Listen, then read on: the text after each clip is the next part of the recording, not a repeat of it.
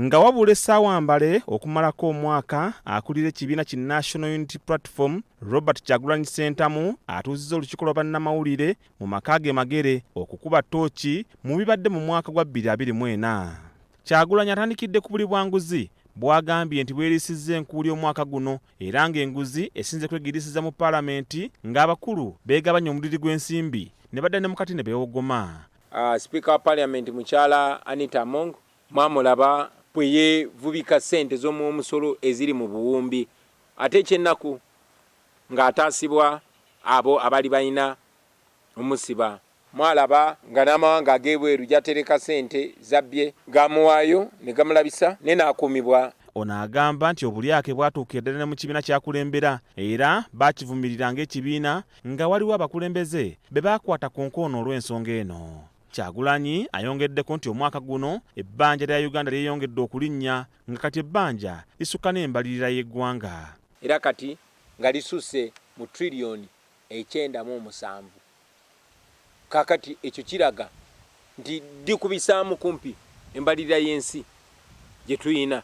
Kati kwezo ssente kyewunyisa nti obutabalika 5 55 trillion zo zeewolebwa mu zino ensi Mwai Museveni ate zaavumirira bwe tubeera mu nsi zino nga tubagamba temuwola Museveni ssente kubanga azikozesa bubi ate ffe tugenda ozisasula ng'agamba tukolagana n'abazungu. Ono agamba nti bakyabanja bannakibiina ki National Unity Platform kyokka era nga bangi bakyawambibwa ate nga n'abawambibwa bakyawagamidde mu makomera ag'enjawulo. Nga tukyabanja bannaffe bakibalama bakanatta n'abalala ate okuwamba abantu tekkomye ku bantu ba bulijjo.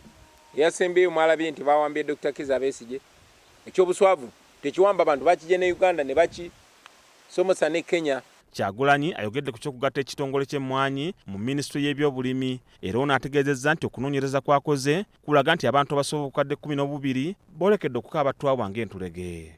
Ng'akozesa eryanyi yagenda maaso n'ajjawo ekitongole kya Coffee Development Authority n'akigatta ku minisitule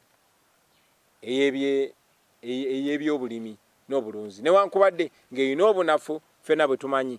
Kino nno kitegeeza nti abalimi b'emmwanyi abasukka obukadde 12 mu Uganda basula ku tebuuke kuba bamanyi obunafu obwa minisitule ekola ku byobulimi. Kyagulanyi era akolokose gavumenti olw'ebyokwerinda y'ebyayisa yegeyege era alumiriza ebitongole by'ebyokwerinda okwenyigira obutereevu mu byobufuzi.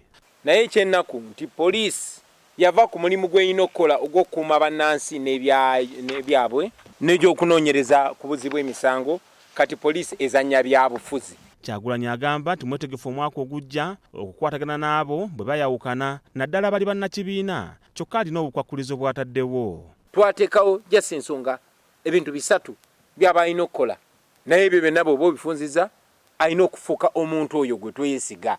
Richard Mwanje, BBS Terefayina.